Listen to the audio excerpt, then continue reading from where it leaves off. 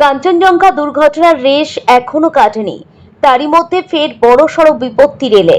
বৃহস্পতিবার হায়দ্রাবাদের একটি ট্রেনে আগুন লেগে যায়। দাউ দাউ করে জ্বলে যায় দুটি কামরা।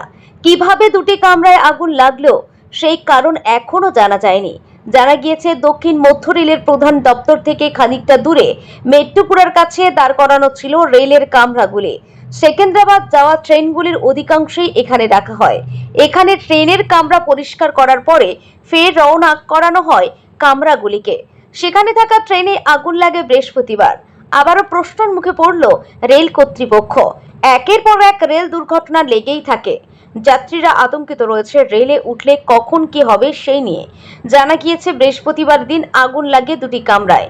দমকলের ইঞ্জিন ওই এলাকায় পৌঁছালেও কাজ শুরু করতে সমস্যায় পড়েন কর্মীরা, কারণ ঘন ঝোপঝাড়ের মধ্যে গিয়ে সঠিকভাবে আগুন নিয়ন্ত্রণে আনা যাচ্ছিল না। সেই সঙ্গে কামরার ভেতর থেকে বেরোনো ধোঁয়ার কারণেও আগুন নেভানোর কাজ ব্যাহত হয়। তবে দীর্ঘ প্রচেষ্টার পরে অবশেষে আগুন নিয়ন্ত্রণে আসে। কিন্তু দাঁড়িয়ে থাকা অবস্থায় কি করে আগুন লাগলো ট্রেনের কামরায়, সেই উত্তর এখনো অধরা। রেল কর্মীরাও বুঝতে পারছেন না ফাঁকা কামরায় আগুন লাগার উৎস কি হতে পারে। আধিকারিকদের তরফে জানানো হয়েছে গোটা ঘটনার পূর্ণাঙ্গ তদন্ত শুরু হবে, তারপরেই আগুন লাগার আসল কারণ জানা যাবে।